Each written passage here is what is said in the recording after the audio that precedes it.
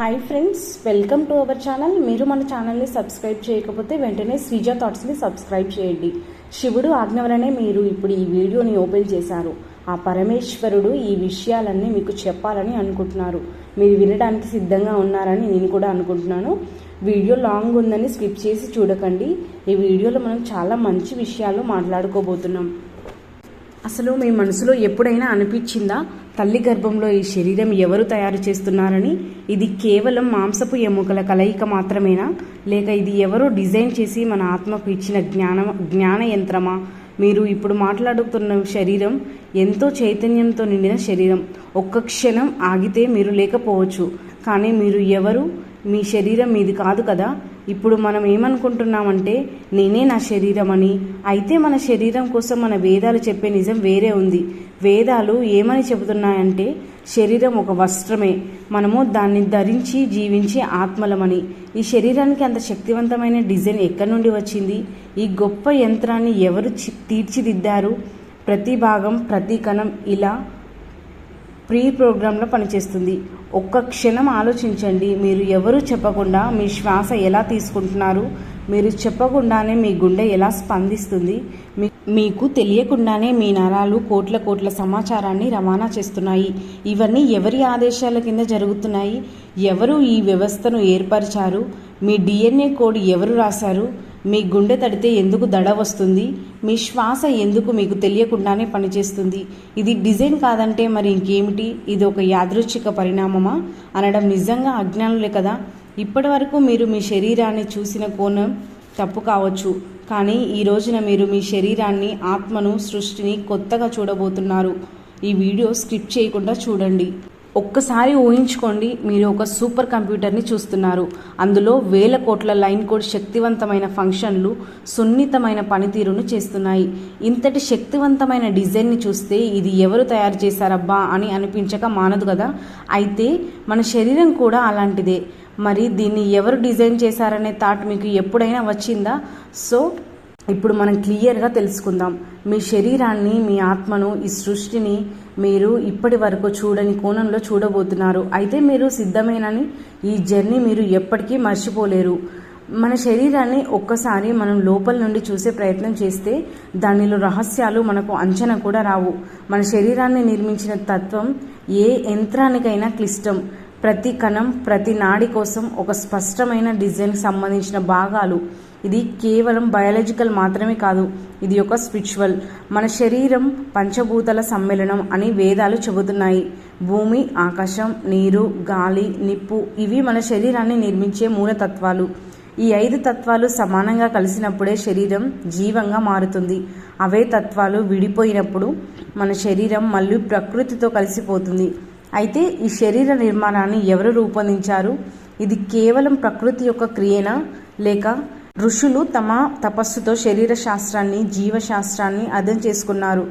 మనం ఋషులు చెప్పింది ఏమిటి అంటే మన శరీరంలో ప్రతి భాగంలో ఒక ప్రణాళిక ప్రకారం ఉండేలా క్రియేట్ చేయబడింది అని.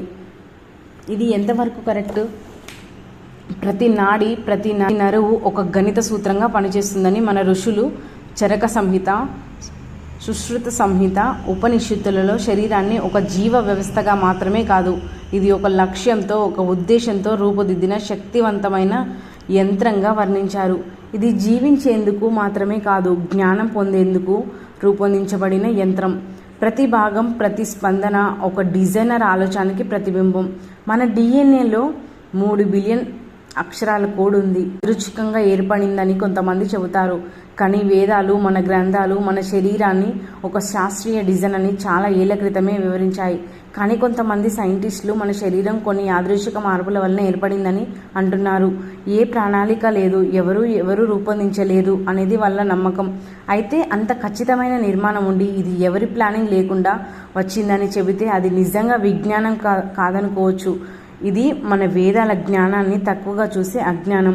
ఈ DNA కోడ్ ఎవరు తయారు చేశారని చెబితే మీరు నమ్మకంగా ఇందులో ఉన్న ప్రతి లైన్లో మన జీవితం ఎలా నడవాలో చెప్పే సూచనలు ఉన్నాయి. ఇంత సమన్వయం యాదృచ్ఛికంగా జరిగిందంటే మన మనసు అంగీకరిస్తుందా? వేదాలు చెబుతున్నాయి శరీరం ఒక వస్త్రమే, మనం దాన్ని ధరించి జీవించే ఆత్మలమని. అంటే దాని అర్థం మన శరీరం ఒక గుడి, మన ఆత్మ ఆ గుడిలో శివుని లాంటి శుద్ధమైన జ్ఞానం అని కదా. మన శరీరం రూపం దేవతల రూపానికి సమానం. శ్రీకృష్ణుడు, శ్రీరాముడు, హనుమంతుడు అందరూ మనిషి రూపమే ధరించారు. ఎందుకు అంటే ఈ రూపమే అత్యున్నతమైన డిజైన్ కాబట్టి. ఇది కేవలం ఒక బాడీ కాదు, ఇది ఒక యంత్రం కూడా కాదు. ఇది ఒక యంత్రంలో మాట్లాడే శక్తి, ఒక జ్ఞానం, ఒక సాధన, ఒక యాత్ర. ప్రతి శ్వాస ప్రతి మంత్రమే, ప్రతి స్పందన ఒక ఆదేశమే, ప్రతి కదలిక ఒక బ్రహ్మ సిద్ధాంతమే. ఇంత అద్భుతమైనది మన శరీరం. మరి దానిని తక్కువగా చూస్తే అది చాలా తప్పు కదా. అలానే ఇది నేను అంటూ గర్వపడితే అది కూడా నిజం కాదు. నిజం ఏమిటి అంటే ఈ శరీరం మనది, కానీ మనం కాదు. కేవలం దాన్ని నడిపించే వాళ్ళం మాత్రమే. ఇప్పుడు మీ శరీరాన్ని మరోసారి చూడండి. కళ్ళు మూసి మీ శ్వాసను వినండి. మీ శరీరాన్ని ఎవరు డిజైన్ చేశారు? మీలో కొంతమందికి ఆ జవాబు ఇప్పుడిప్పుడే మనసులో మొదలైనట్టే అనిపిస్తుంది కదా. అవును, ఇది నిజానికి మొదటి సంకేతం. ఇలాంటివే మరికొన్ని జవాబులు ఈ ప్రయాణంలో ముందు ఎదురవ్వబోతున్నాయి. ఇప్పటి వరకు మీరు చూసింది ఒక పీఠిక మాత్రమే. అసలైన జీవశక్తి కూడా ఇప్పుడే మొదలవుతుంది. ఇప్పుడు శరీరం గురించి కొన్ని పాయింట్స్ తెలుసుకుందాం. అవి ఏమిటి అంటే, నెంబర్ 1, శరీరాన్ని బ్రతికించేది ఏమిటి? శరీరం ఉంటే చాలు, అది బతుకుతుందా? కాదు, అందులో శక్తి ఉండాలి కదా. ఆ శక్తిని వేదాలు ప్రాణశక్తి అంటాయి.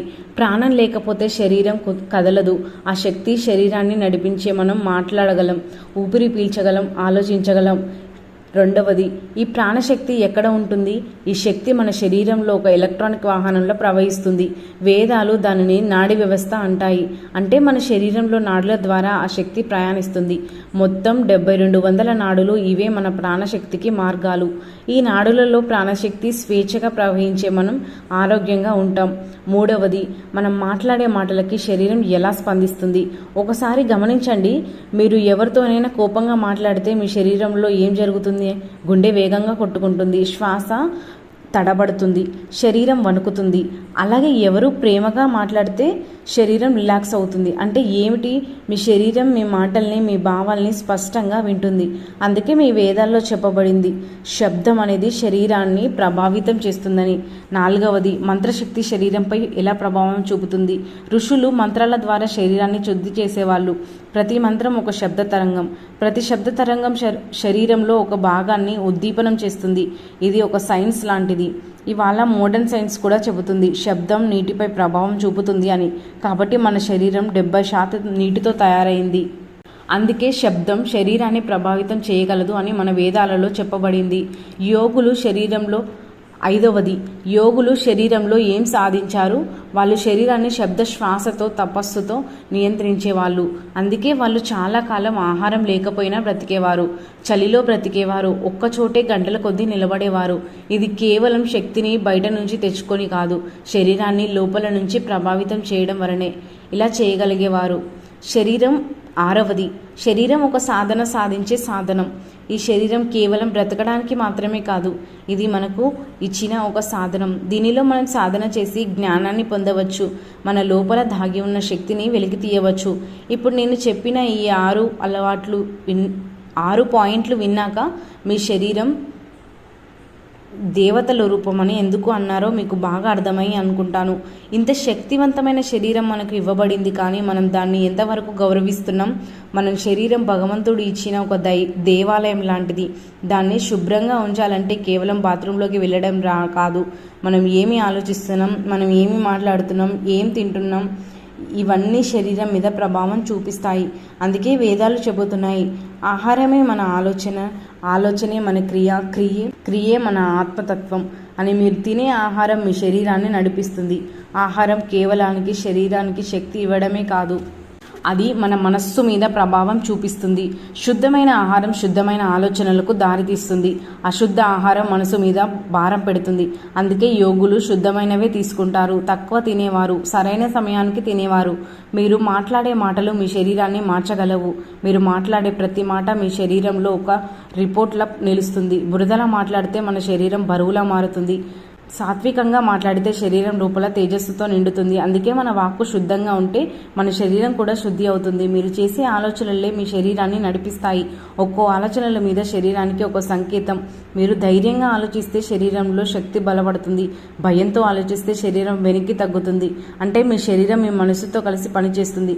మనసు స్వచ్ఛంగా ఉంటే శరీరం కూడా వెలుగుతో నిండుతుంది. ఈ శరీరం జ్ఞానాన్ని అనుభవించేందుకు రూపొందించబడింది.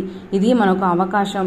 ఈ సృష్టిని చూడడానికి బ్రహ్మ తెలుసుకోవడానికి, మన ఆత్మను గుర్తించడానికి ఒక జన్మలో ఇలాంటి శరీరం కలగడం దుర్లభం అని వేదాలు చెబుతున్నాయి. అయితే మన శరీరాన్ని తక్కువ చేసి చూసుకోవడం అంటే దాన్ని వృధా చేసినట్టే. కాబట్టి ఈ శరీరంలో మనం చేయవలసిన అసలైన పని ఏంటి అంటే, మనకు ఈ శరీరం ఉన్నది ఖరీదైన డ్రెస్సులు వేసుకోవడానికి కాదు, గొప్పగా సెల్ఫీలు దిగడానికి అస్సలు కాదు. మనకు శరీరం ఉన్నది ఒక గొప్ప ప్రయోజనం కోసం. ఈ శరీరం ద్వారా మనం ధ్యానం చేయాలి, సేవ చేయాలి, పునర్జన్మ చక్రం నుండి బయటపడే దిశగా ప్రయాణించాలి. ఇది శరీరం కాదు, ఇది ఒక తలుపు. అసలైన సత్యాన్ని దర్శించడానికి తేవాల్సిన తలుపు. అంత తెలుసుకున్నాక మళ్ళీ ఒక ప్రశ్న మీ మనసులో మొదలవుతుంది కదా, ఈ శరీరాన్ని డిజైన్ చేసింది ఎవరు అని. ఈ ప్రశ్న అయితే వేదాలు చెబుతున్నాయి. బ్రహ్మ అంటే సృష్టికర్త, బ్రహ్మం అంటే సృష్టి వెనుక ఉన్న పరమ చైతన్యం. మన శరీరాన్ని రూపుదిద్దింది బ్రహ్మజ్ఞానం. ఈ శరీరాన్ని ఎవరో ఒకరు తయారు చేయలేదు. ఇది సృష్టి తానే రూపొందించుకున్న ఒక అద్భుత శిల్పం. దీనిని బ్రహ్మసూత్రం అంటారు. ఇది సృష్టినంతటిని నడిపించే గమ్యంల సూత్రం. ఇప్పుడు ఒక్కసారి మీ శరీరాన్ని చూడండి. ఇప్పటి వరకు మీ దాన్ని చూసిన విధానం పూర్తిగా మారిపోతుంది. ఈ శరీరం ఒక జీవితం మాత్రమే కాదు, మనకు అందించిన అత్యంత విలువైన అవకాశం. ఇది ఒక దివ్యమైన బహుమతి. కాబట్టి ఈ శరీరాన్ని గౌరవించండి, దానిని కాపాడండి. దానిని కేవలం భౌతిక ప్రపంచంలో కాదు, జ్ఞానానికి, ఆత్మస్ఫూర్తికి మార్గంగా ఉపయోగించండి. ఎన్నో జన్మల తర్వాత మనకు ఈ మానవ శరీరం దొరుకుతుంది. ఇది కేవలం శరీరం కాదు, ఇది